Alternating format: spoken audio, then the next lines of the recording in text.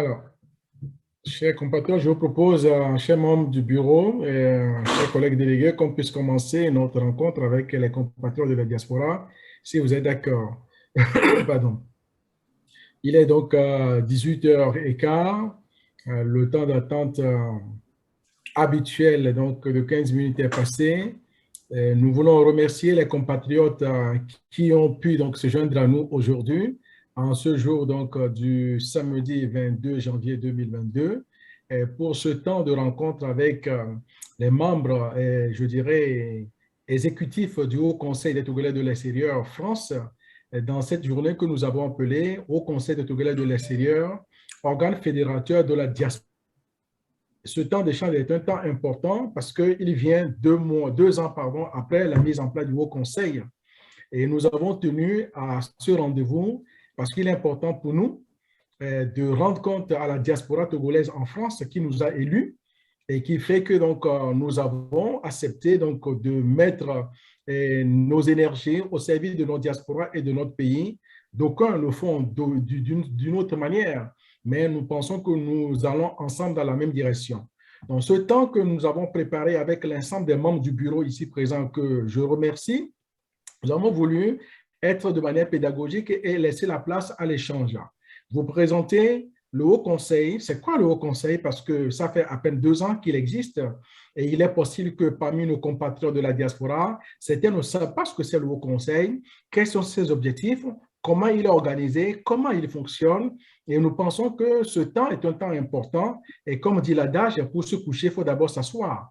Avant de parler de nos activités, il est important de dire qui nous sommes. En second, nous allons parler maintenant, après avoir parlé du Haut Conseil dans le monde, le Haut Conseil qui est la structure mère de nous tous, nous allons parler avec vous du Haut Conseil en France. Comment il est organisé, comment il fonctionne, quels sont les acteurs qui y sont. Nous aurons un temps par rapport à ça. Une fois que ces temps de présentation sont faits, nous allons passer en termes de bilan. Bilan, c'est-à-dire que ce temps bilanciel nous permettra de dire malgré la période de COVID, malgré les différentes difficultés inhérentes à toute jeune organisation, qu'avons-nous fait?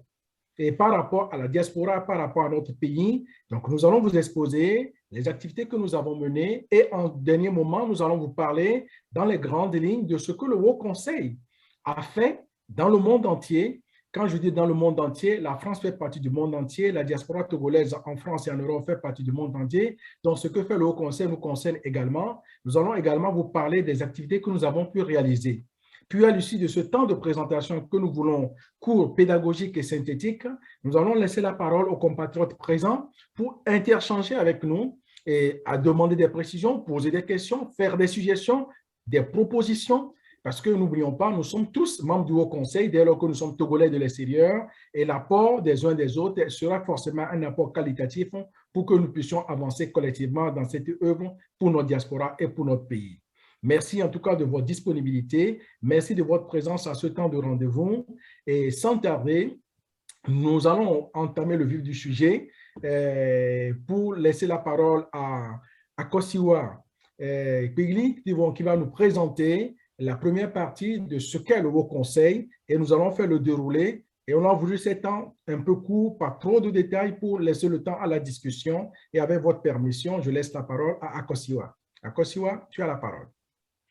Ouais, merci Kag, merci chers compatriotes, merci à tout le bureau également pour ce moment vraiment important pour notre communauté. Et ben moi, je m'appelle Akosiwa Nobisi Pegli. Je suis membre du bureau exécutif du Haut Conseil France, également membre de la cellule communication. Tout rapidement, je vais vous présenter le contexte historique de la création du Haut Conseil et également les objectifs du Haut Conseil Monde. Ben, comme nous le savons tous, notre cher pays, le Togo, comme la plupart des pays d'Afrique subsaharienne, dispose d'une forte diaspora à l'étranger.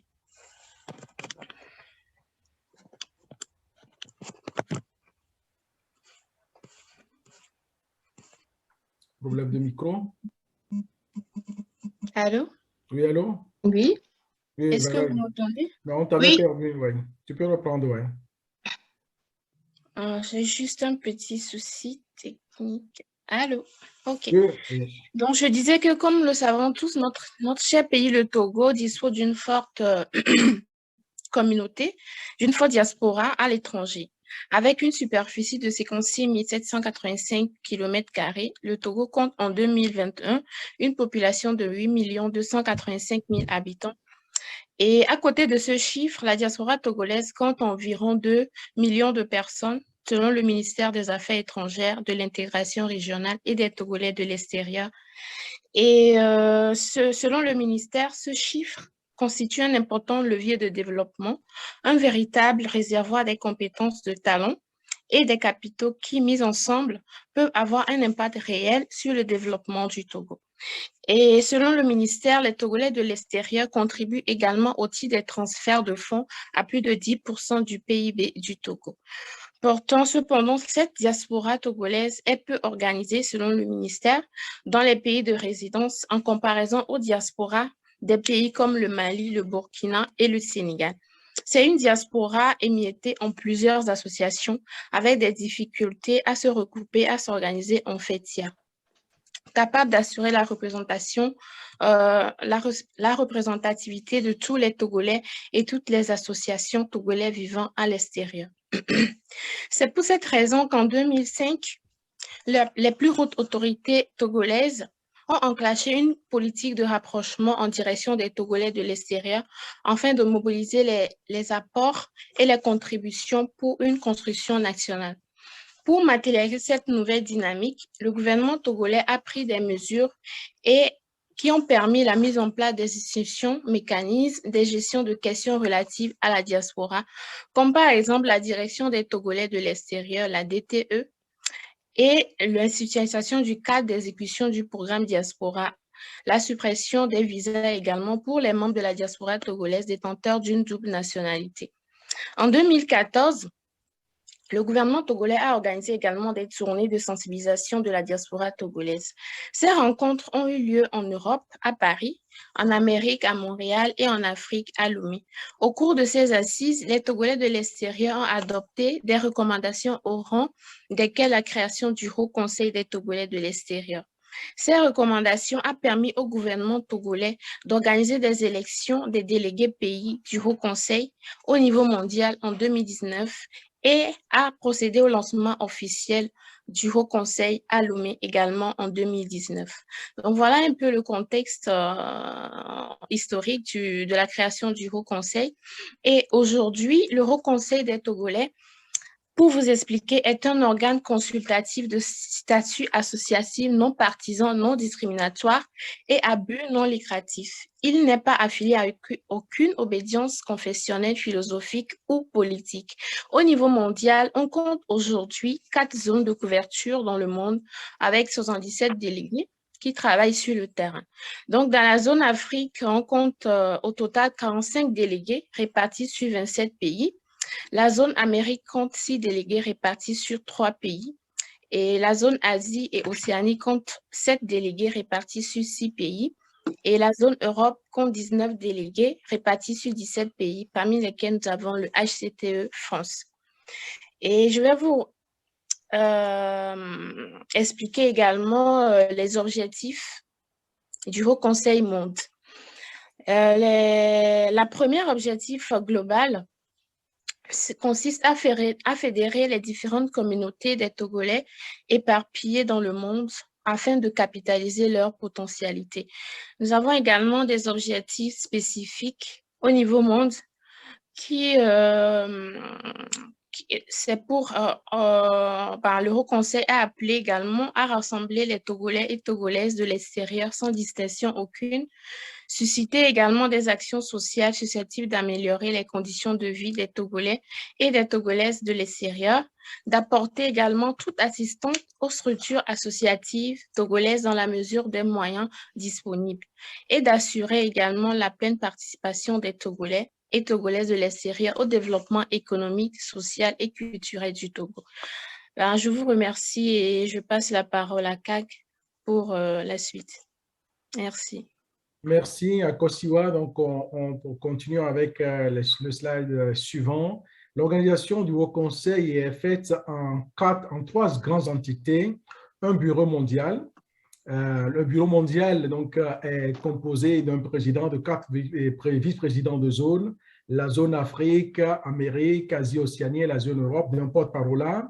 Et dans le Haut Conseil et dans son organisation, nous avons aussi un guichet diaspora. On en parlera dans les bilans, qui est un outil technique au niveau donc, du Haut Conseil. Et au niveau de chaque zone, vous avez un vice-président, comme je le disais, et un bureau autour du vice-président. Mais dans l'organisation, la mise en œuvre concrète des activités du Haut Conseil se passe au niveau des délégués. Voilà pourquoi, faisant suite à la présentation de Akossi Wapegli, donc nous avons au niveau de chaque pays, dans les pays où le Haut Conseil existe, des délégués qui mettent en place une organisation spécifique, et nous allons vous en parler de celle de la France. Alors, en termes de mode d'action, le Haut Conseil agit à plusieurs niveaux. D'abord, il y a au niveau mondial de veiller à la coordination de l'activité de tous les DP. Les 77 délégués dans les différents pays couvrent à peu près 53 pays au fait au monde. 53 pays au monde sont couverts par les 77 délégués et le rôle de se veiller à ce que chaque délégué travaille suivant une feuille de route bien spécifique.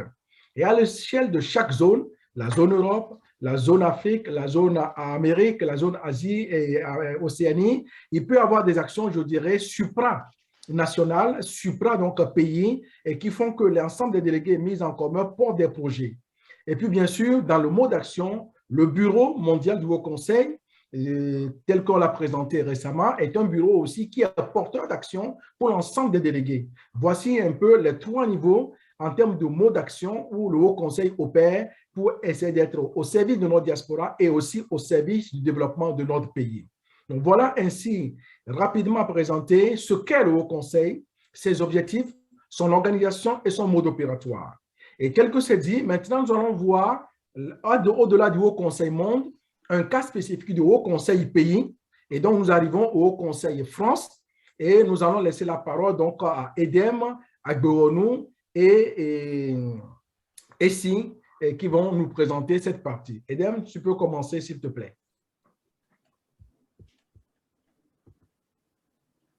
Alors, merci Kat pour la parole.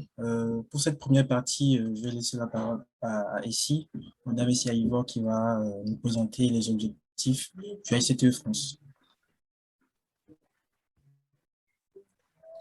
Le micro est coupé. Merci Edem pour le don de la parole. Déjà, bonjour à tous mes compatriotes togolais et diasporais de l'extérieur. Effectivement, je suis Essi Aïvor, donc membre du bureau chargé du développement économique et entrepreneuriat. Les objectifs du HCTE France, c'est sur 2 axes principalement. Le premier axe, c'est de se faire connaître auprès des délégués pays, se faire connaître, pardon, en tant que délégué pays.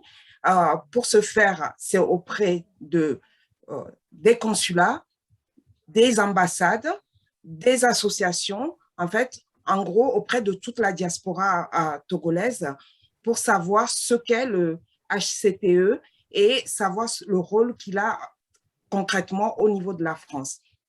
Donc, également, dans ce premier axe, il y a l'idée de mettre en place des relations et des actions concrètes au niveau donc, du HCTE et des membres de la diaspora togolaise.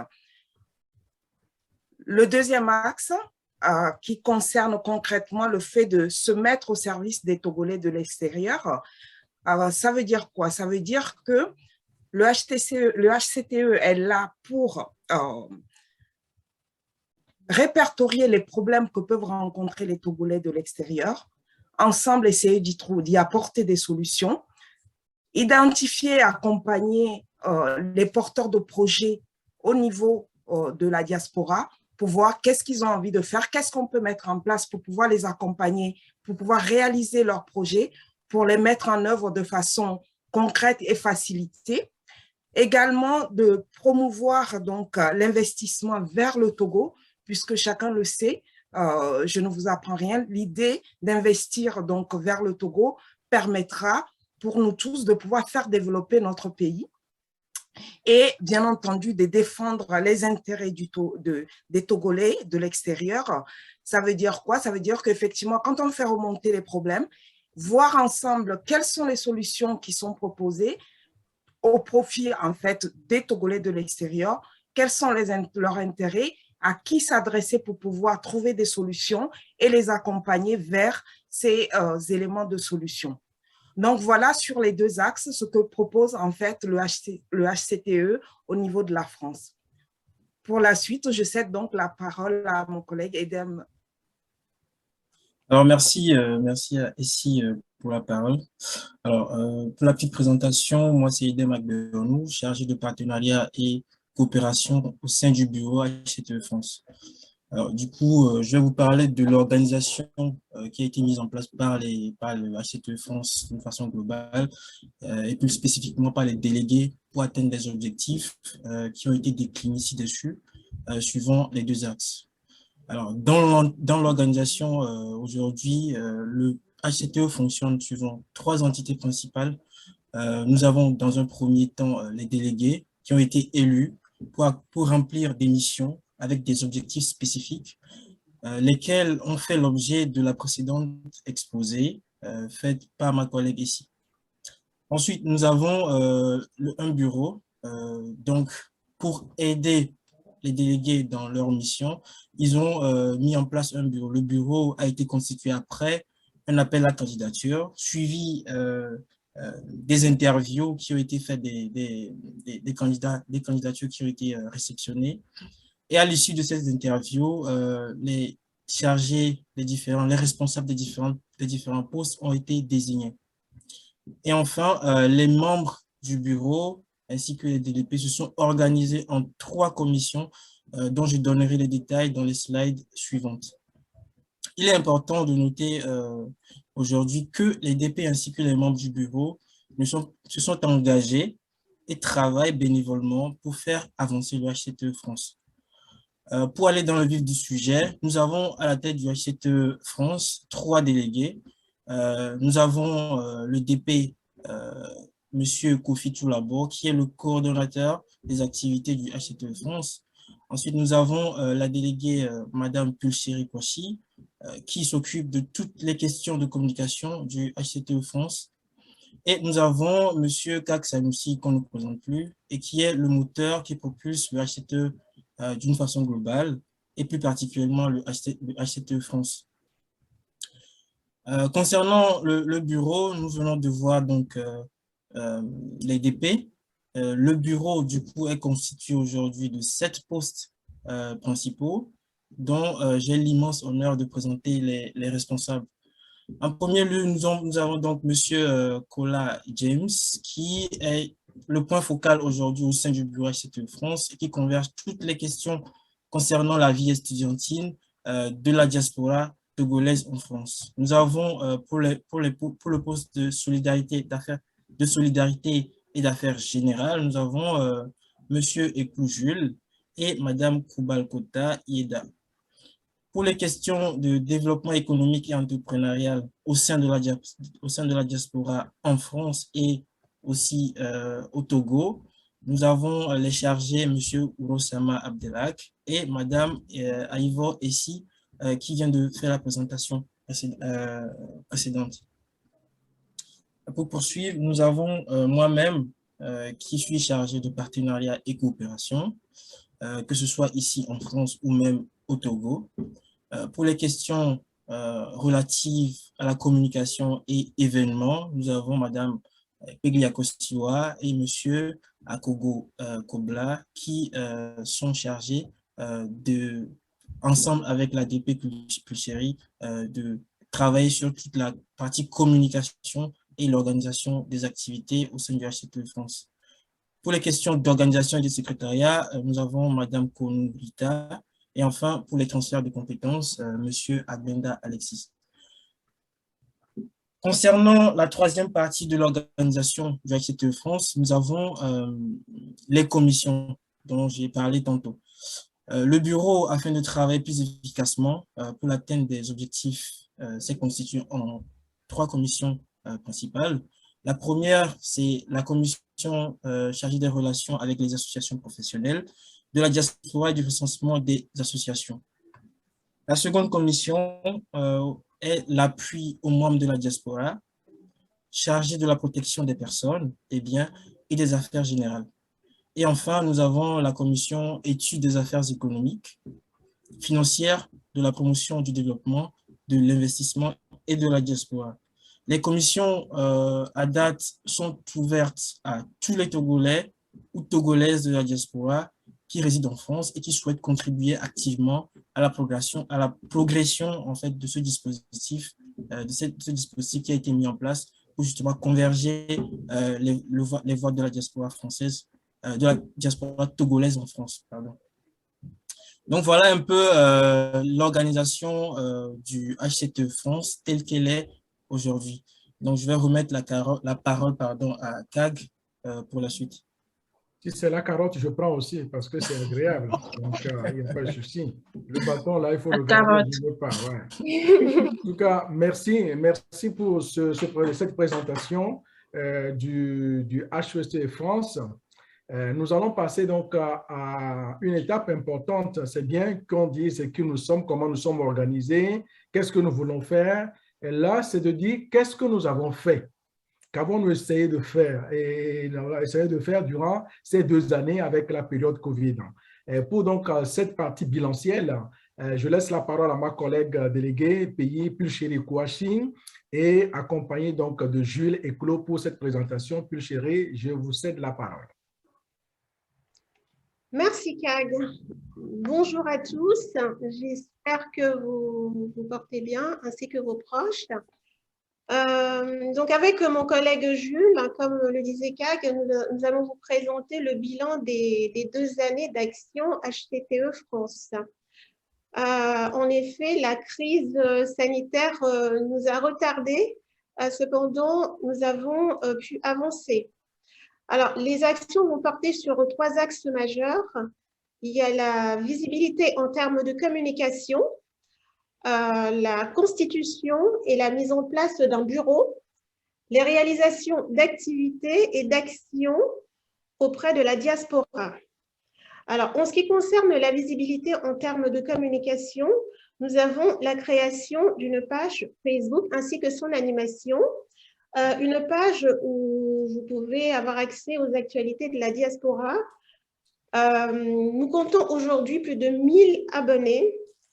Nous avons également, vous avez plutôt la possibilité de prendre contact avec nous sur Messenger via cette page Facebook. Ensuite, nous avons une plateforme WhatsApp avec plus de 100 participants aujourd'hui, qui constitue un groupe d'échange de la diaspora et aussi le relais des activités des associations et autres acteurs. Et enfin, il y a la création aussi et l'utilisation d'un Google Form. Comme je vous le disais tout à l'heure, à ce jour, plus de 1000 abonnés sur Facebook et plus de 100 participants sur le groupe WhatsApp. Nous sommes nombreux, mais on peut encore l'être plus. Donc, nous vous invitons à liker la page Facebook si ce n'est pas encore fait et aussi à vous inscrire sur le groupe WhatsApp pour y suivre les actualités et échanger avec la diaspora. D'ici la fin du webinaire, j'enverrai les liens pour les inscriptions. Et pour terminer, j'aimerais vous dire qu'afin que ces actions réalisées en termes de communication puissent se développer encore plus, nous aimerions que vous soyez nos ambassadeurs. Invitez vos proches à découvrir le HCTE France.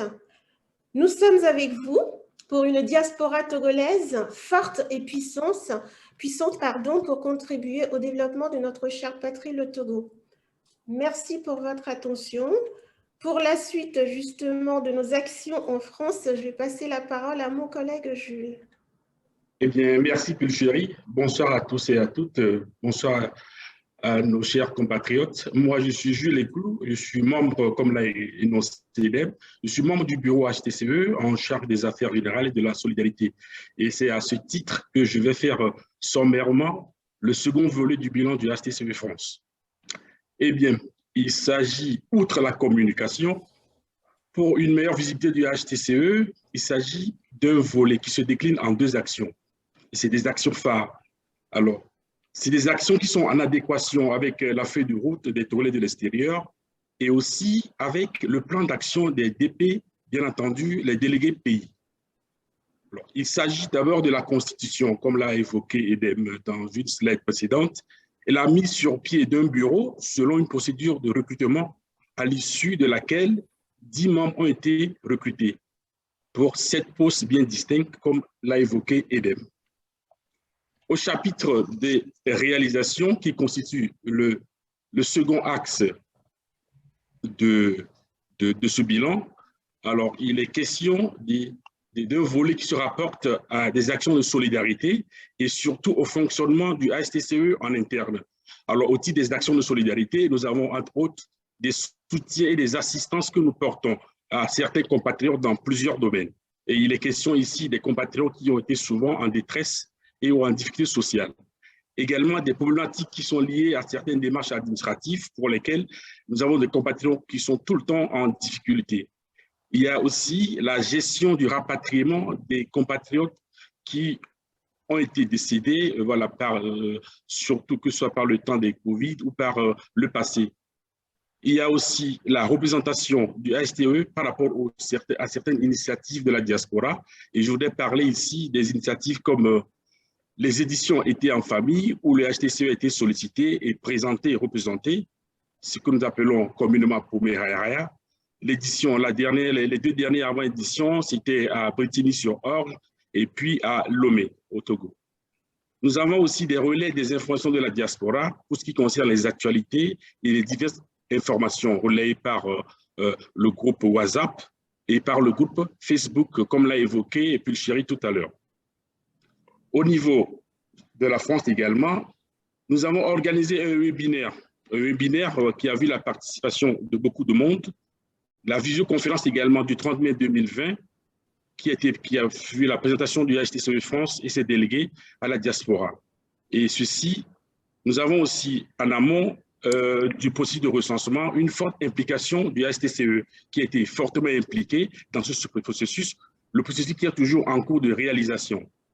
Il y a un dernier chapitre que j'ai un peu oublié, c'est l'événement Schoolvie, où le HTCE a été fortement représenté.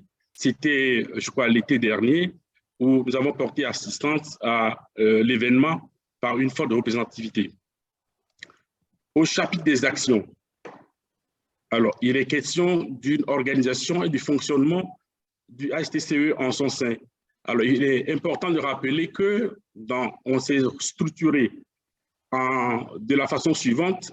On fait une réunion chaque 2e samedi du mois et cette réunion consiste à s'organiser sur tout ce qui est fonctionnement du bureau, les activités des différentes commissions et surtout les plans d'action et les actualités qu'il faisait se donner au HTCE France.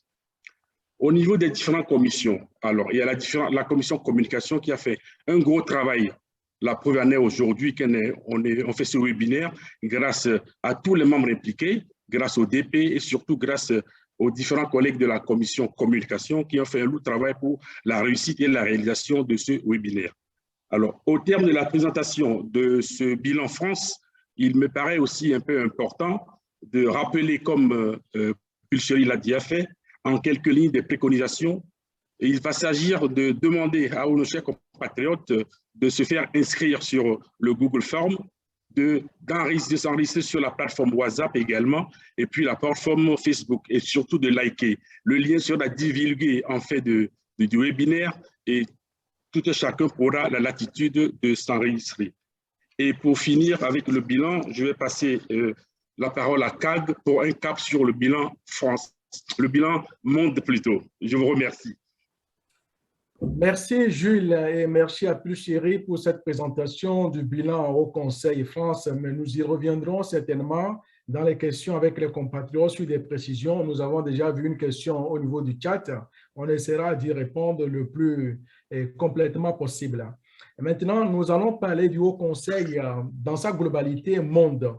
Qu'est-ce qu'il a fait On n'en va pas tout détailler parce que ça nous obligera à parler de ce qu'ont fait les 77 délégués dans les différents pays. Donc, nous allons prendre quelques grands éléments et cette partie, nous allons l'animer avec Yeda Kobalkota, donc, qui est membre du bureau. Yeda, si tu permets, je te laisse la parole pour commencer. Est-ce qu'on peut avoir le document partagé en écran? Voilà, merci.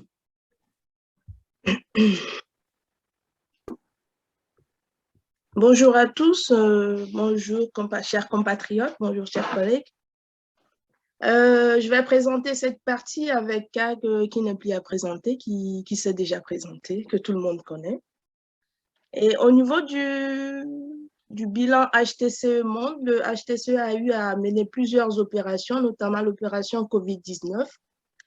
Le HTCE a eu à faire une requête auprès du gouvernement togolais suite aux doléances de la diaspora togolaise concernant les frais du test PCR COVID-19 qui étaient à 40 000 francs CFA. Et ces frais ont été revus à la baisse.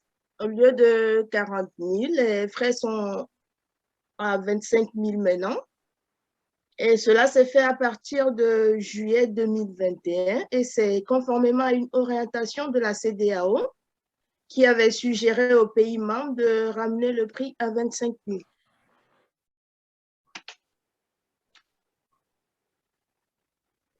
Et je laisse la partie rapatriement des compatriotes à CAG, qui connaît mieux le sujet que moi. OK, j'enchaîne, il n'y a pas de souci, puisque durant cette phase, ce que certains le savent, c'est que les frontières ont été fermées et beaucoup de nos compatriotes étaient bloqués, notamment dans les pays d'Asie, dans les pays donc, du Moyen-Orient, et l'ensemble des délégués a eu donc à contribuer avec les représentations diplomatiques à ce que les compatriotes puissent être rapatriés. Et vous savez qu'à l'époque, les vols étaient rares. Et ça, c'était une assistance qui était utile. Parfois, dans certains pays, vous savez, on n'a pas forcément de représentation diplomatique.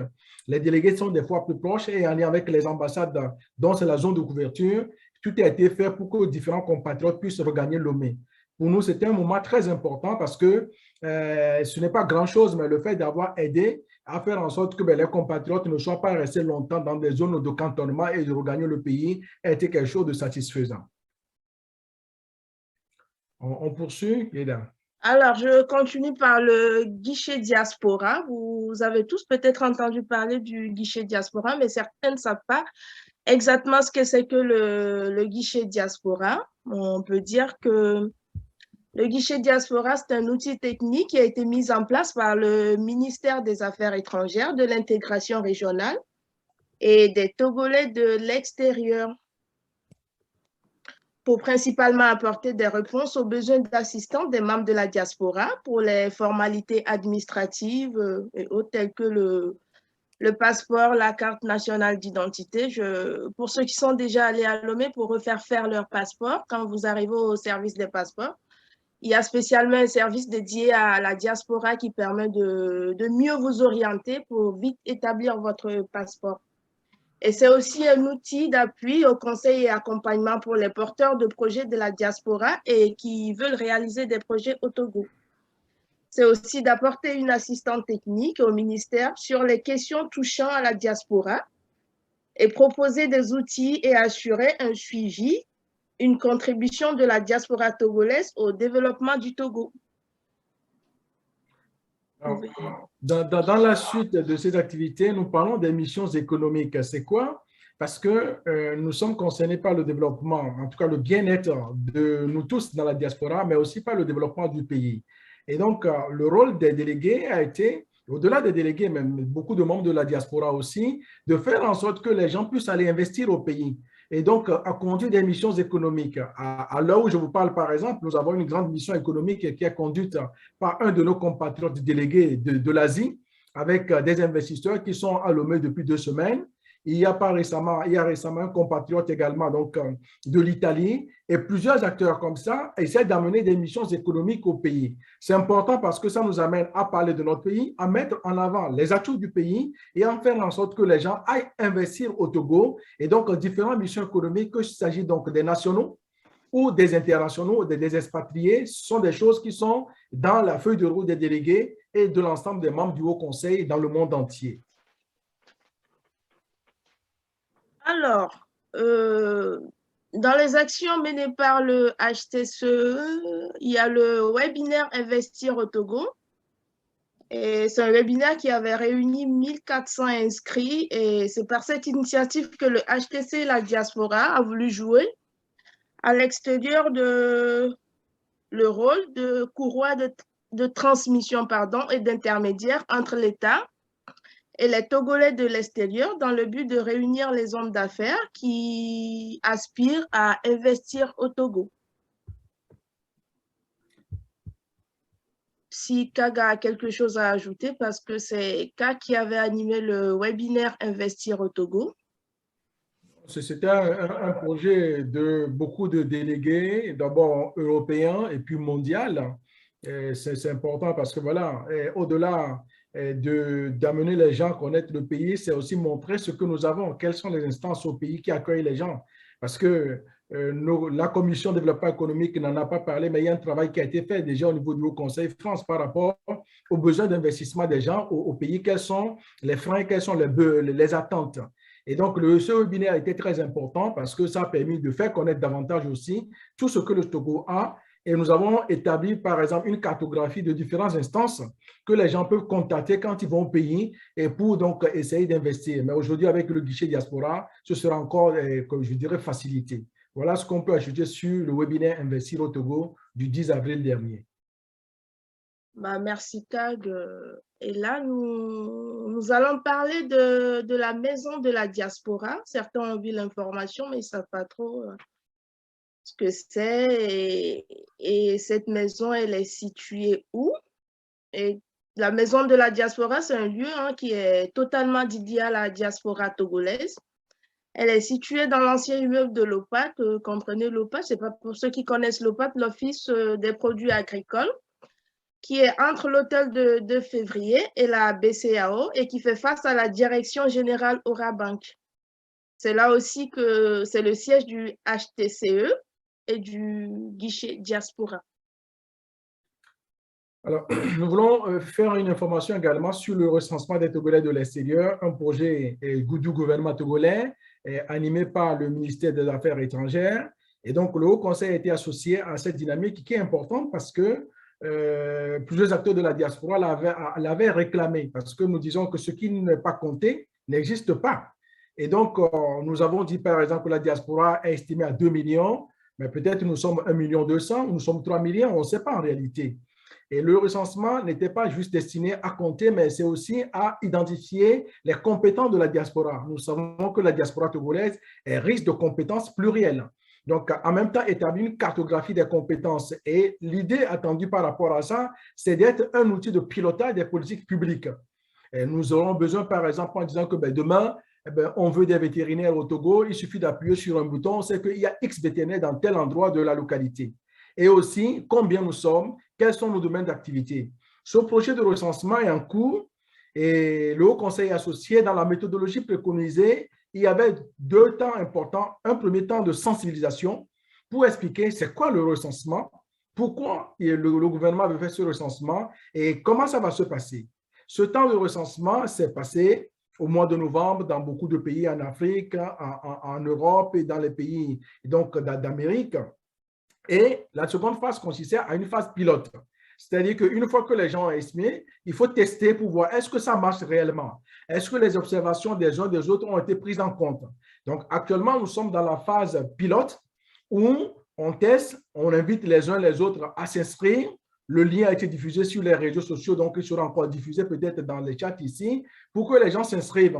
Nous ne sommes pas encore dans le recensement. Donc, c'est à l'issue de cette phase pilote où les résultats seront analysés et on essaiera de regarder quelles sont les observations qui remontent des compatriotes en plus de tout ce qui avait déjà été dit, que le recensement proprement dit pourrait partir.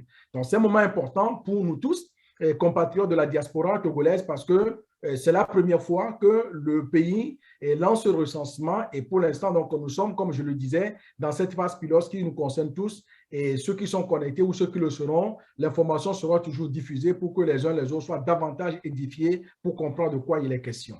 Donc, voilà pour la partie recensement et cartographie des compétences. Alors, sur les actions sociales et solidaires, effectivement, nous avons réalisé une série d'actions sociales et solidaires. Ça va de pair avec ce que disait tout à l'heure Jules et Claude. Ça va de pair avec ce que nous parlons, nous exposions tout à l'heure par rapport au rapatriement. Et donc, dans tous les pays, les délégués, je pense que c'est l'une des premières actions.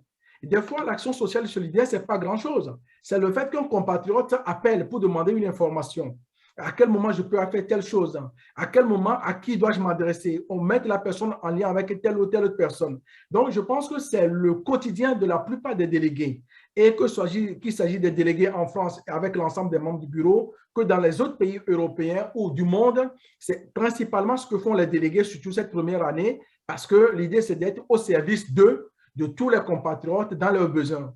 On n'arrive pas à répondre à tous les besoins, ce qui est sans doute normal, mais il faut les écouter et essayer de voir comment on peut apporter des réponses.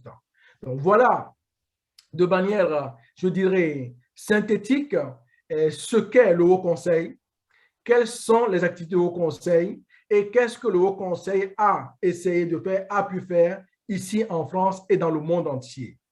Nous vous remercions pour votre écoute et nous allons essayer de passer dans cette seconde partie à des questions et réponses. Vous avez commencé à poser certaines questions sur le chat et peut-être aussi à des précisions et par rapport aux questions. Je voulais, par rapport à la question comment l'appelle-t-on, des masques, dans la présentation qu'a faite Yeda et que nous avons donc interpellé le gouvernement, c'est pour préciser aussi le mode d'action du Haut Conseil. Le mode conseil est une maison de tous les Togolais, dans leur diversité, dans leur singularité, et ça a été précisé par Pulchéry tout à l'heure, il est, pardon, à Kosiwa aussi, il est apolitique, non confessionnel. Cela veut dire que nous ne sommes ni pour ni contre, nous sommes pour l'intérêt général. Et quand il s'agit, par exemple, de parler des choses sur lesquelles on pense qu'on ne comprend pas, on n'est pas ceci, cela, le mode d'action du Haut Conseil, c'est de solliciter. C'est-à-dire que dans le cas, par exemple, des plus au niveau du Covid, nous avons vu sur les réseaux sociaux des compatriotes ont écrit ici ou là, mais nous, notre rôle, ce n'est pas de prendre le mégaphone, de crier, ce n'est pas d'écrire dans les réseaux sociaux, c'est d'agir concrètement. Et agir concrètement, ça consiste à faire quoi? À écrire aux autorités, à argumenter le pourquoi du comment. Voilà que je voulais expliquer comment nous intervenons. Parce que souvent, les gens nous interpellent sur telle situation, on ne voit pas parler. Si, notre rôle, ce n'est pas de crier, mais c'est d'agir parce que nous sommes le lien, le pont entre la diaspora et le gouvernement. Donc, nous devons être en mesure de parler à l'un et à l'autre et faire en sorte que nous puissions matcher les enjeux pour être au service de la diaspora. Je tenais à préciser ce mode opérateur parce que nous sommes souvent interpellés par rapport à ça. Donc, voilà, ainsi présenté. Donc, si vous avez des questions, Abdelhak, que nous remercions, qui assure la technique, regarde. Alors, la première question, pouvez-vous nous en dire plus sur la gestion du cas de rapatriement des compatriotes décédés? Ah oui, qui finance? Ah oui, vous savez, cette question est très délicate parce que quand un compatriote décède dans la diaspora, malheureusement, c'est des choses qui arrivent. Il n'y a pas un fonds spécifique de ce que nous savons dans une ambassade pour dire qu'on fait des rapatriements des gens. Et je ne pense pas que dans beaucoup de pays, ça existe non plus. Donc, souvent, il y a la solidarité qui se met en place. Mais il y a eu des cas spécifiques, par exemple, d'un étudiant qui est décédé dans des situations très atroces. Et nous adressons encore toutes nos condoléances à la famille éplorée. Et c'est un ancien boursier. Et donc, dans ces cas-là, il y a eu un travail qui a été fait. Et finalement, donc, les autorités ont procédé au rapatriement total en prenant en charge tous les frais. Mais dans beaucoup de cas, c'est la facilitation et qui est faite. C'est-à-dire que quand quelqu'un décède, malheureusement, il y a beaucoup de démarches administratives. Et donc, notre rôle, c'est d'aider et aussi de faire en sorte que la solidarité collective puisse fonctionner. Donc, voilà. Donc, qui finance? Qui finance? On ne peut pas dire qui finance parce que souvent, c'est la famille, c'est les amis, c'est les proches. Et quand un puissant public peut le faire parce que c'est possible assurément, cela se fait. Mais il faut savoir que ce n'est pas automatique. Et c'est pourquoi on invite aussi à certaines assurances. Quand on a fait le webinaire, on était avec un partenaire aussi, on réfléchissait à une assurance spécifique justement parce que nous n'y pensons pas souvent dans la diaspora, mais malheureusement, c'est des choses qui peuvent arriver. Donc, si un collègue veut compléter, il pourra compléter. Et pendant que nous regardons les autres question. Donc, Yeda voudrait effectivement, répondre. CAD, j'aimerais bien compléter parce que le rôle effectivement, du HCTE, c'est également d'amener de la prévention.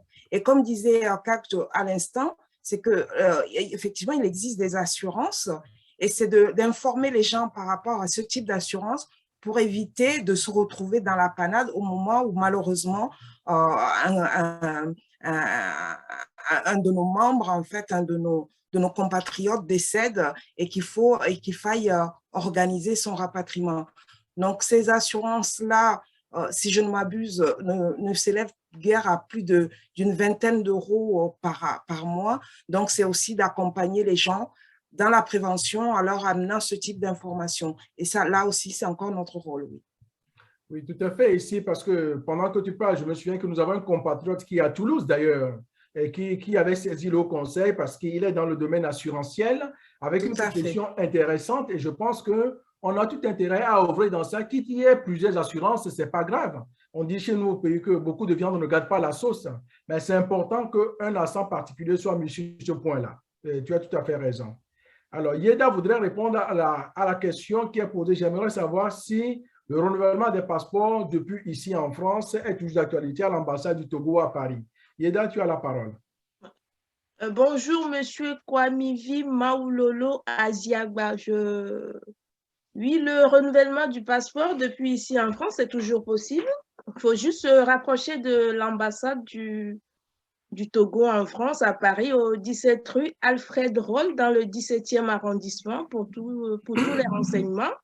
Et les pièces à fournir, ils sont ouverts, renseignez-vous. Et ils reçoivent tout le monde, c'est ouvert, renseignez-vous. Déjà, vous allez essayer de trouver le numéro pour savoir quel jour ils sont ouverts et vous aurez tous les renseignements et les pièces à fournir pour établir votre passeport. J'espère avoir répondu à votre question. Merci, Eda. Il y a une question très particulière sur comment gère-t-on le cas des migrants retenus en Lituanie. Je pense qu'on a partagé dans le chat le lien sur la plateforme WhatsApp du HEC France. Nous avons été justement saisis là par un compatriote qui a eu l'information en premier pour un cas de compatriote bloqué en Lituanie. Et donc, comment le Haut Conseil a agi? Nous avons pris contact avec notre collègue délégué au Haut Conseil qui est en Russie. Et aussi, sachez que, donc, comme on n'a pas d'ambassade en Lituanie, c'est l'ambassade d'Allemagne qui couvre. Et donc, les délégués qui sont en Allemagne aussi ont été saisis. Le compatriote, le délégué a eu des échanges avec ce compatriote. Nous parlons d'un compatriote dont nous avons connaissance aujourd'hui. Et c'est un cas assez compliqué par rapport aussi au changement politique au niveau de la Biélorussie, parce que c'est un compatriote qui venait de la Biélorussie et a été donc, comment on l'appelle, interpellé en Lituanie. Donc, c'est un cas particulier avec beaucoup de complications. Les délégués donc Russie ont fait un rapport détaillé à l'ambassade du Togo en Allemagne et aujourd'hui le cas est suivi. Je ne peux pas vous donner trop de détails ici parce qu'il y a des cas individuels, mais pour vous dire que le Haut Conseil étant saisi, on n'est pas resté les bras croisés, on a agi immédiatement et aujourd'hui sur la procédure, mais ce que je peux vous dire c'est que c'est un peu compliqué parce que ça rentre dans une forme de géopolitique avec la question que tout le monde a vue au niveau de la Biélorussie récemment, au niveau des immigrés. Et donc, voilà. En tout cas, on est informé et on ne lâche pas la paix, on suit au plus près. Voilà ce que je peux apporter comme réponse à cette question.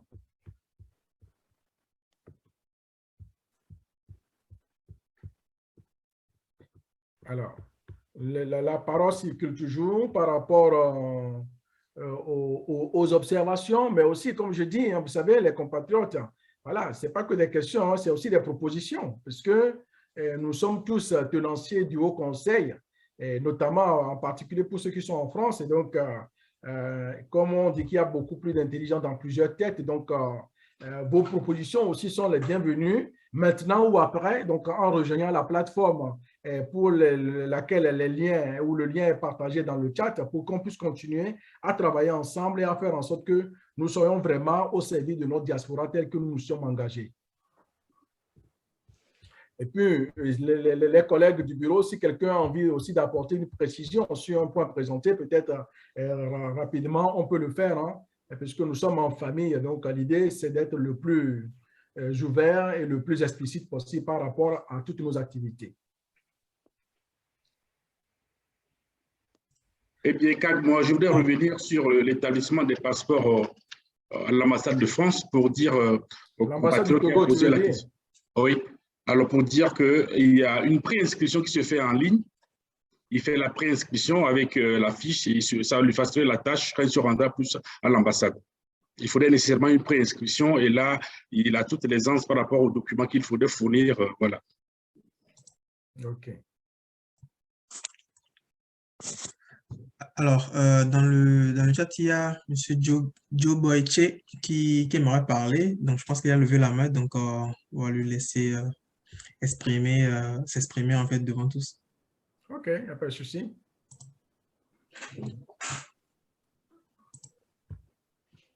Vous pouvez enlever l'écran comme ça. On garde le visuel, s'il vous plaît. Le slide, et si on peut enlever les slides, voilà.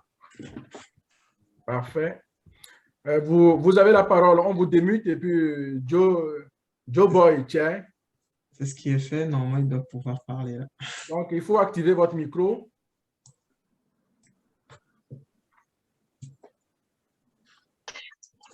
Vous m'entendez? Oui, nous vous entendons. Ok, bonsoir à tous. Bonsoir. Donc, je me présente Joe Boy, Togolais à Toulouse. J'aimerais que le HTCE nous parle un peu plus de la maison de la diaspora. D'accord. Posez la question, vous aimeriez savoir quoi un peu plus sur la maison de la diaspora? Mais la maison, vous nous avez dit faire un peu comme le guichet. Donc,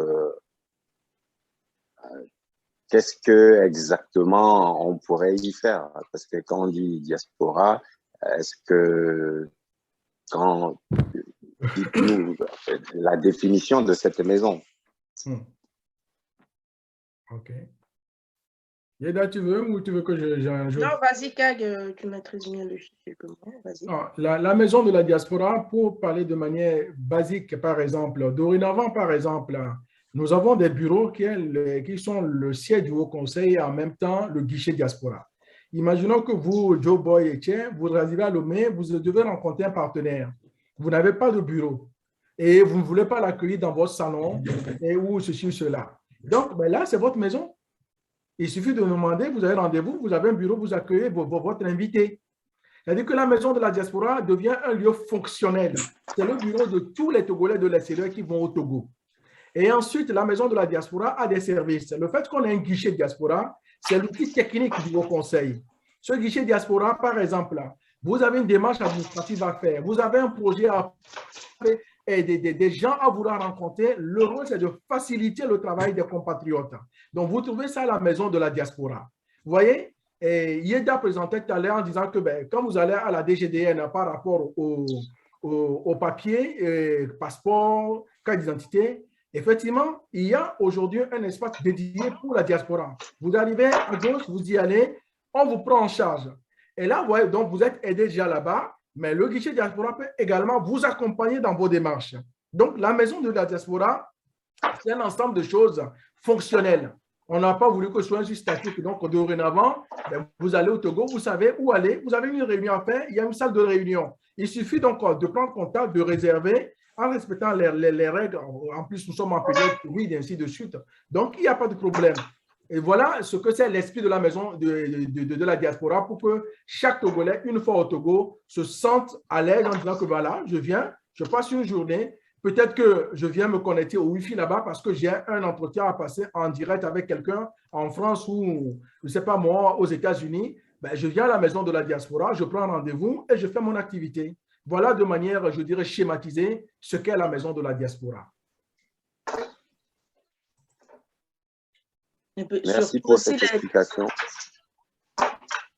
Merci. Yeda, vous voulez apporter une précision? Non, je dis surtout pour les Togolais porteurs de projets pour leur faciliter les démarches aussi. Tout à fait. Et nous avons Mohamed aussi qui aimerait poser une question, M. Mohamed Djobo. Je vais lui donner du coup la parole. OK. Mohamed, vous avez la parole. Oui, bonsoir à tous. Je me présente. Je m'appelle Mohamed Diobo. Je suis togolais sur Marseille et je suis le président aussi de l'association des Togolais d'Aix et Marseille. J'aimerais savoir au fait quelles sont les actions qui sont faites au niveau de l'accompagnement des associations. Est-ce que vous avez des actions pour accompagner des associations? Je vais laisser les membres de la commission qui a travaillé un peu sur les associations donc, de nous dire les démarches qui ont été faites et puis on pourra compléter éventuellement.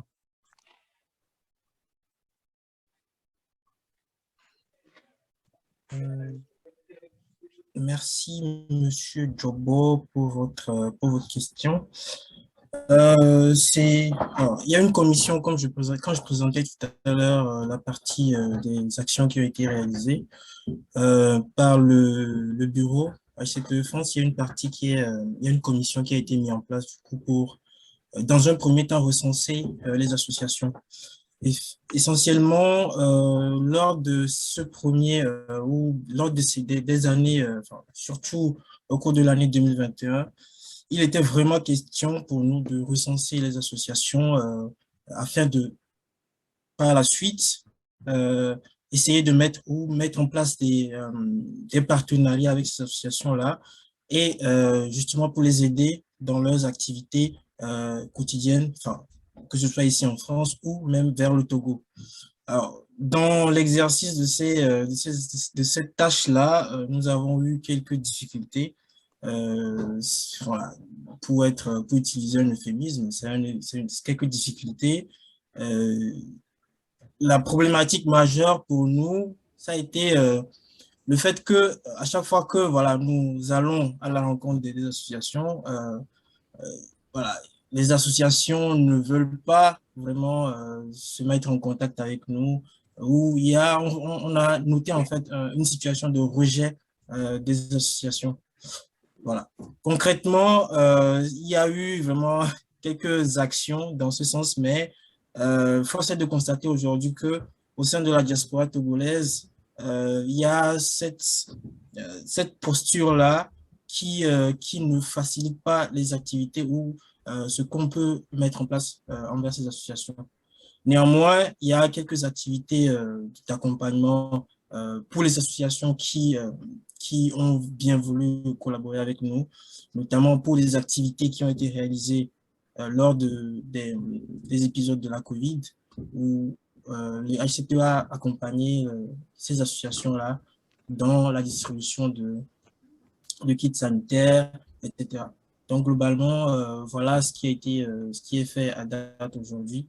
Je ne sais pas si d'autres voudraient apporter des éléments de réponse. Oui, j'aimerais bien apporter une petite précision.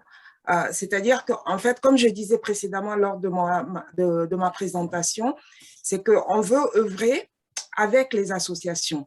C'est-à-dire que tout ce qu'on va mettre en place, les associations sont réellement, on va dire, les organes qui sont sur le terrain avec les Togolais de la diaspora. Donc, c'est via les associations uniquement qu'on peut réellement atteindre les Togolais et pouvoir porter, en fait, toutes les missions et les axes qu'on a développés dans les objectifs qui sont, en fait, ceux du HCTE France pour pouvoir réaliser, en fait, les œuvres qu'on a énumérées précédemment. Et le principal rôle auprès des associations du HCTE, c'est de collaborer avec vous et de mieux nous faire connaître et mieux nous faire accepter par les associations. Voilà ce que je voulais préciser. Merci Aïdem. Ici, je voulais peut-être préciser. Si tu veux bien, je vais juste apporter une Oui, vas-y.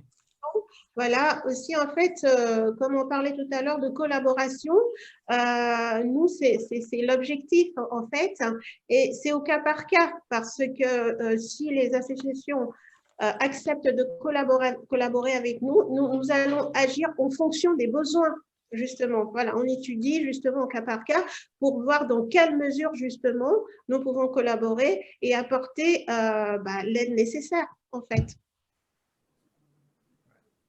D'accord, merci pour vos différents éléments de réponse. Je pense que moi, j'essaierai de rentrer en contact avec vous parce que pour mon cas, personnellement, je n'ai jamais été contacté pour enfin, une quelconque collaboration. Donc, si enfin, vous voulez bien vous récupérer mes coordonnées, je me suis enregistré sur le lien et on pourra peut-être ensemble travailler ensemble et aider la communauté togolaise que nous avons sur Marseille. Avec plaisir. Merci bien. Je voulais juste apporter deux précisions. Que, effectivement, dans le soutien, le HET n'a pas un soutien financier qui est apporté aux associations. Et ça, il faudrait que ce soit précisé. Et puis, reprendre aussi ce que Edem disait, dans la collaboration, les gens qui ne veulent pas, il faut qu'on soit au clair dessus parce qu'on ne l'a peut-être pas insisté dessus. Le Haut Conseil est une instance apolitique. Il faut le repréciser, apolitique. Il est bien vrai qu'il est créé par le gouvernement togolais et ceux qui connaissent l'histoire des diasporas savent que beaucoup de hauts conseils sont l'émanation des acteurs de la diaspora, des associations qui se regroupent. Mais il y a des pays dans lesquels c'est les États qui organisent le cadre et les gens donc, essaient donc de le faire fonctionner. Et que nous qui sommes dans la diaspora, nous savons qu'il y a plusieurs tentatives qui avaient été faites depuis des années pour réussir à avoir une fêtière. Et il n'y a jamais de fêtière spécifique parce que ça part des fois dans des postures ici ou là qui sont toutes légitimes. Donc, le Haut Conseil créé par le gouvernement togolais, mais cela ne veut pas dire que le Haut Conseil est politique. Et dans le pilotage que nous faisons aujourd'hui au Conseil, le Haut Conseil, c'est la maison de tous les Togolais. Et quand quelqu'un vient aussi, on ne demande même pas d'où il vient. Ce n'est pas ça. Dès lors que vous êtes Togolais, vous êtes pour l'intérêt général, vous êtes membre du Haut Conseil. Et c'est pourquoi la pédagogie qu'on fait par rapport aux associations, c'est de leur dire, nous sommes au Togo, dans la diaspora, et nous travaillons ensemble. Et donc ici, personne ici, on ne demande pas qui fait quoi. Ce n'est pas ça, c'est le Haut Conseil.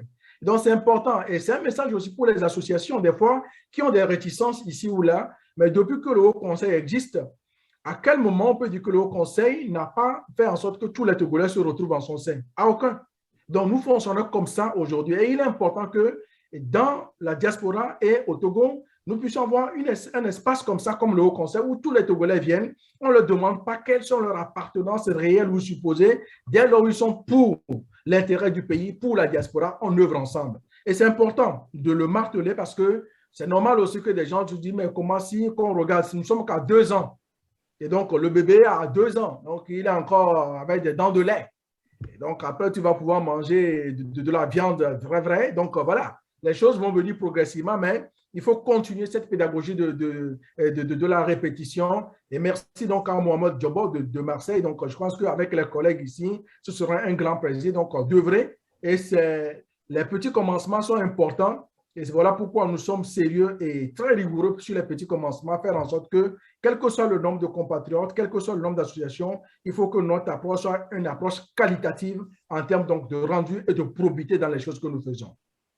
Abdellah, est-ce qu'il y a encore des questions? Juste pour ajouter une petite information relative à la question de M. Diobo, nous avons mis en place un mail, une adresse mail que je vais citer, association avec s, @hcte-france.fr. Toute personne qui faisant partie d'une association qui souhaiterait prendre attache avec HCTE France peut nous écrire directement sur cette adresse mail-là. Voilà. D'accord. Ok, alors, Abdellah, il y a deux questions là de Monsieur Aziangba, vous êtes l'animateur de ce webinaire là, c'est bien. Hein? Donc, ouais, il est l'animateur. Ouais.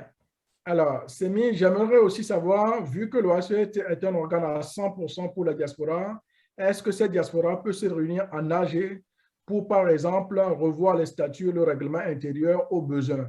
Je venais de répondre avec la question et en précisant comment le Haut Conseil est créé. Et je peux vous dire, si vous êtes de la diaspora, et toutes les dynamiques et tentatives qui ont eu lieu ici avec des fêtières créées ici ou là, mais le point est quoi? On devient dans un fonctionnement en colonne. Donc, le Haut Conseil est fait. Les délégués, par exemple, ont retravaillé, les 77 délégués ont retravaillé le règlement intérieur. Les statuts, donc, avec la prochaine mandature, donc, vont également revus parce que les statuts, en premier lieu, et donc ne sont pas forcément en phase avec tout parce qu'on découvre. Ce qu'on peut faire par contre, c'est que je pense que les contributions des acteurs de la diaspora sont des éléments qui viennent aider les délégués.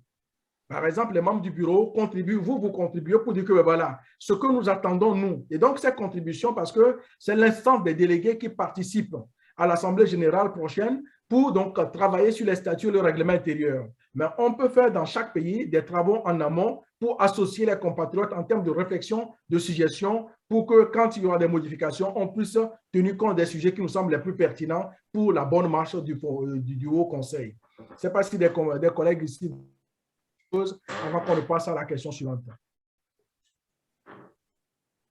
OK, il n'y a pas de demande de suivre. Donc, Abdel, on passe à la deuxième question de M. Aziangba. Oui, parlant du recensement des associations, on l'avait rejeté parce que le membre du HCE avait juste envoyé une publication dans le groupe WhatsApp de l'association au lieu de faire une démarche d'une manière administrative. C'est pour ça que nous ne l'avons pas pris au sérieux. Alors, je pense que le membre dont il parle, c'est moi. Il y avait une communication qui a été faite dans le groupe du HTCE. Le premier réflexe que j'ai eu, bien sûr, c'est de partager aux autres, dans les groupes dans lesquels je suis, pour que tout le monde ait l'information. Cela n'a pas empêché. Déjà, même, je pense que M. Aziangba, dès que j'ai vu votre réponse, j'ai dit, OK, quel est le mail auquel on peut vous répondre? Et je me rappelle bien, j'avais insisté à plusieurs fois avant d'obtenir ce mail. Ce n'est pas pour m'atteler dessus, mais par après, je pense que EDEM a envoyé un mail dans ce sens-là. Tout à fait. Ouais. Donc, ce qu'il faut par rapport à ça, c'est qu'au fait, nous sommes ensemble. Et donc, je remercie M. Aziangba d'animer aussi ce webinaire-là. C'est dans les deux sens parce que nous qui sommes ici, vous aussi, votants, c'est tous des bénévoles. Il peut arriver que peut-être l'information vous semble insuffisante, mais faites le lien, participez, venez découvrir, parce que nous sommes en construction, nous sommes tous aujourd'hui co-auteurs de l'évolution du Haut Conseil. Donc oui, on a envoyé, parce qu'on ne pouvait pas appeler chaque association, on n'avait pas les contacts de tout. Dans les plateformes où il y a 10 associations, 15 associations, on fait une information écrite. Donc quand vous nous interpellez, on apporte des précisions. Voilà, donc n'hésitez pas à nous interpeller comme vous l'avez fait, et donc pour qu'on puisse apporter des précisions, mais c'est ça, on communique par les moyens que nous avons aujourd'hui, mais on n'a pas encore de moyens spécifiques pour appeler tout le monde, et on ne pourra jamais le faire d'ailleurs. Donc, s'il y a un truc, revenez, et on essaiera de répondre comme les collègues ont pu le faire en temps et en heure pour que vous puissiez avoir l'information la plus complète possible pour répondre donc à vos attentes.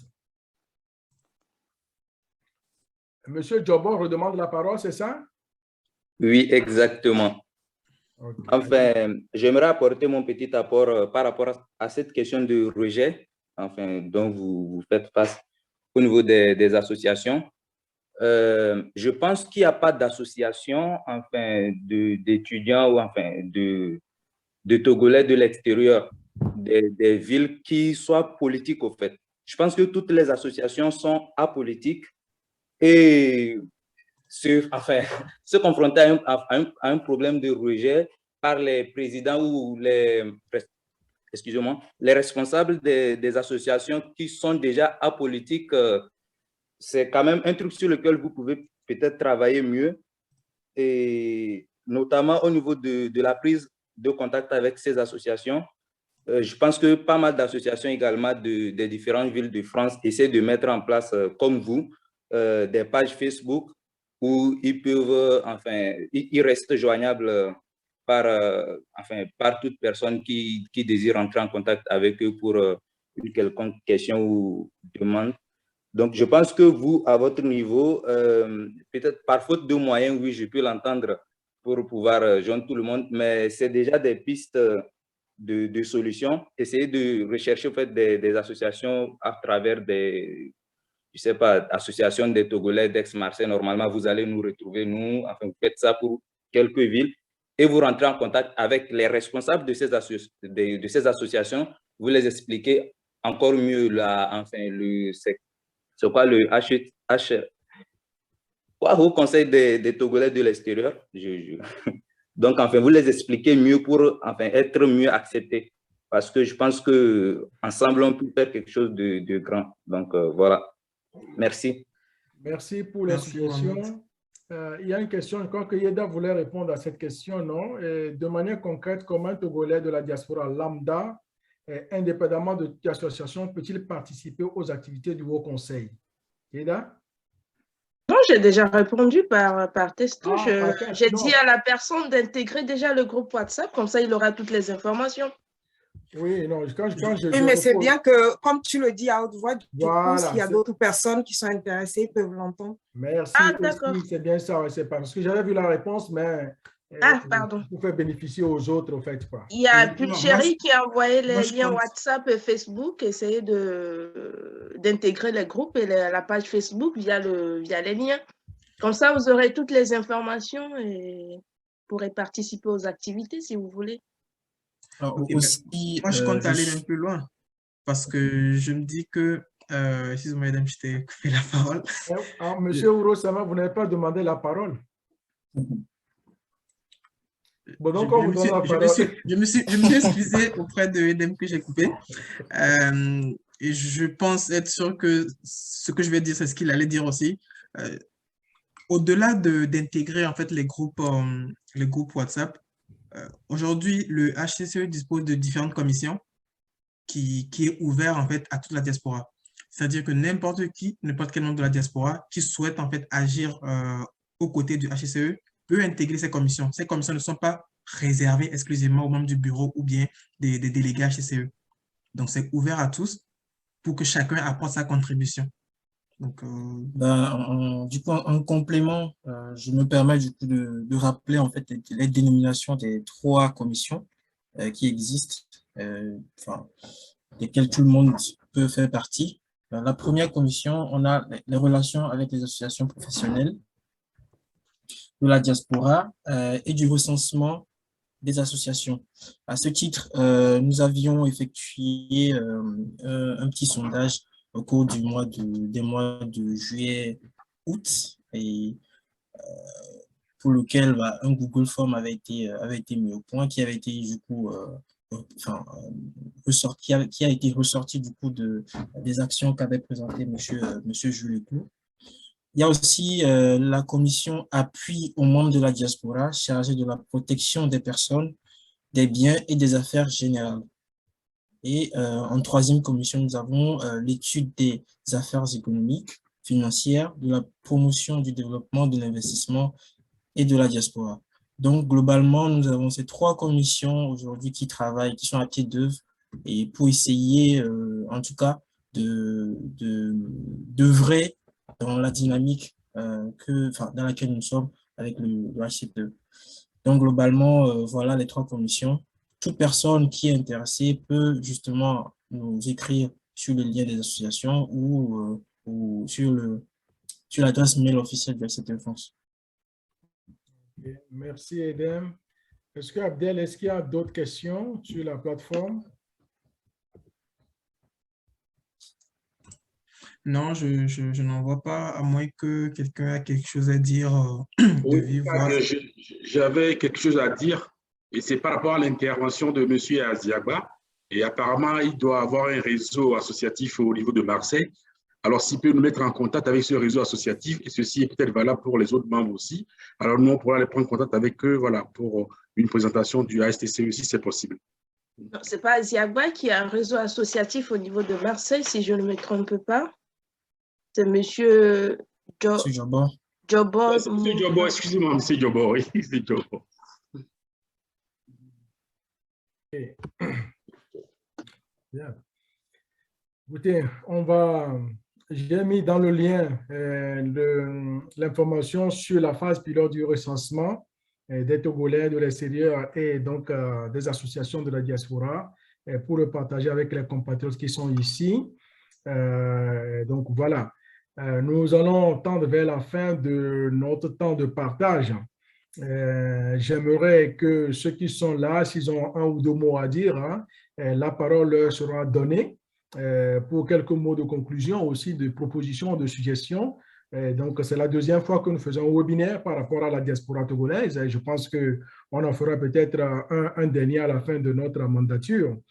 puisque le mandat des délégués, c'est 3 ans, renouvelable une fois. Donc, le présent mandat court sans fin à la fin de cette année et il y aura donc une nouvelle génération donc, qui sera mise en place. Donc, je laisse la parole peut-être en termes de mots conclusifs en regardant mon écran du haut jusqu'en bas. On finira par Pulchéri pour vous dire vos petits mots de conclusion avant qu'on ne donne peut-être la parole aux compatriotes qui le souhaitent et qu'on puisse se dire bonne continuation de week-end. Je donne la parole à Jules pour commencer pour un mot conclusif. Alors, à titre de conclusion, pour ma part, c'est d'abord remercier les membres du bureau, les DP pour cette initiative qui va dans le sens même des actions du HTCE, et puis remercier également les compatriotes qui ont pu suivre ce webinaire et pour leur participation également. Les inviter à nous rejoindre à travers les groupes WhatsApp et Facebook, et puis à faire en sorte de faire connaître le HTCE à leur niveau, et puis à en parler autour d'eux pour qu'on puisse construire cette diaspora, voilà, pour des lendemains beaucoup plus meilleurs pour nous tous. Merci. Merci, Jules. La parole est à Kosiwa, s'il vous plaît. Oui, merci, Kag. Merci aux compatriotes aussi. Mon mot de fin, c'est d'abord, je remercie les participants, les compatriotes qui ont vraiment pris le temps de venir découvrir le Haut Conseil et le bureau, les membres du bureau. Et j'aimerais également dire que la page Facebook, comme l'a dit Pulchéri, est également là, ouverte à tous les compatriotes, puisqu'on est là ensemble pour travailler ensemble. Et également le groupe WhatsApp, et on est là pour vous. Ensemble, on va travailler pour relever les défis. Merci. Merci, Edem. Oui, merci Kag pour la parole.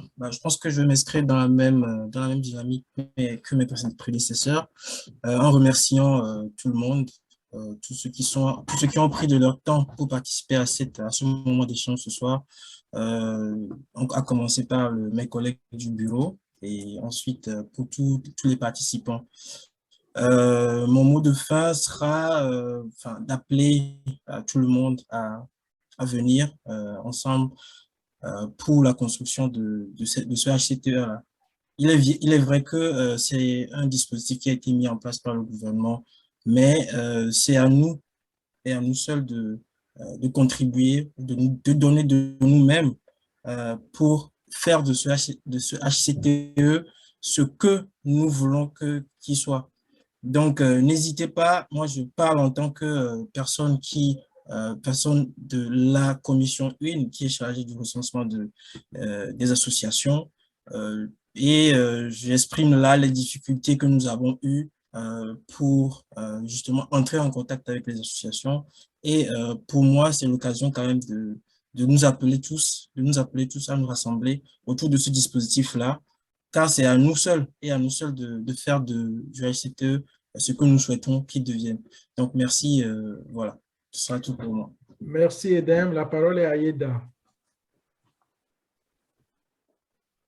Je ne sais pas trop quoi dire. Merci aux compatriotes qui ont pris de leur temps pour participer à ce webinaire. Merci à tous. Le Togo a besoin de ses fils de la diaspora. Le HTCE a besoin de vous pour grandir. Et n'hésitez pas à vous rapprocher de nous. On ne mord pas, on ne tape pas. Le HTCE, c'est pour tous les Togolais de la diaspora. Venez vers nous et ensemble, on va faire de grandes choses. Merci.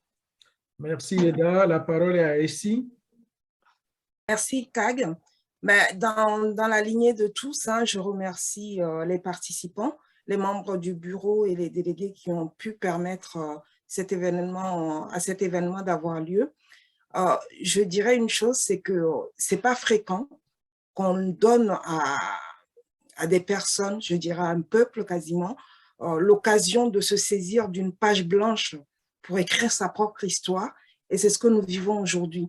Et je pense que c'est seulement ensemble qu'on pourra aller au bout et écrire une belle histoire. Donc, je vous invite tous, et je nous invite tous à participer à cette histoire. Donc, voilà mon mot de la fin. Merci beaucoup, Essie. La parole est à Abdelhak. Je remercie en fait tous mes collègues du bureau qui ont participé à la mise en place de ce webinaire. Je vais aussi remercier tous ceux qui ont pris de leur temps pour venir y assister et surtout ceux qui ont posé des questions aussi. Ça témoigne en fait que vous voulez en savoir plus et que je pense que vous voulez aussi faire quelque chose.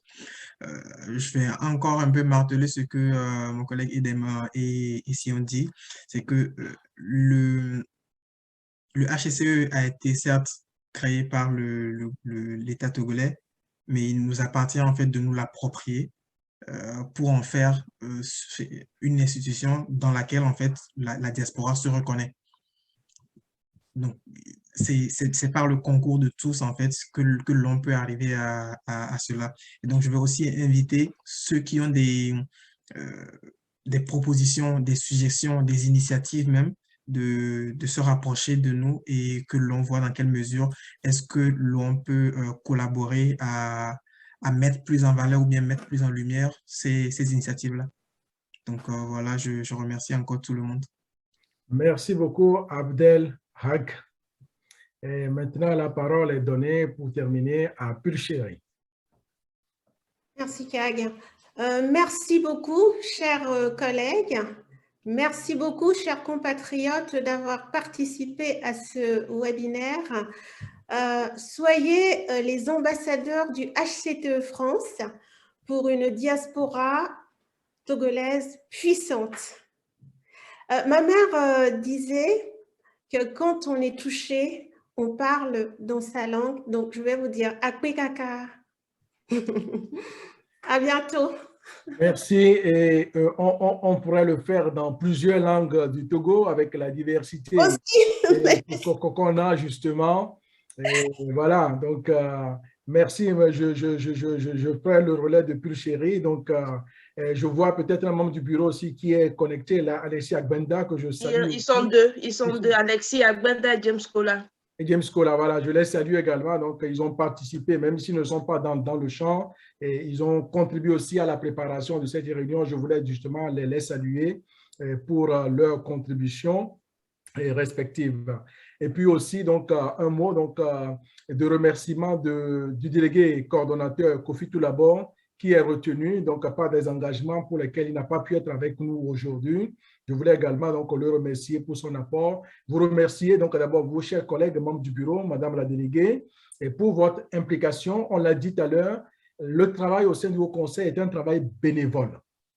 Et c'est un temps, nous savons comment ce n'est pas évident. Et je tenais à vous remercier parce qu'ensemble, nous essayons de porter et, comme dit ici, écrire une histoire collective ensemble, montrer que c'est possible que nous soyons dans l'addition et la multiplication et non la soustraction et la division.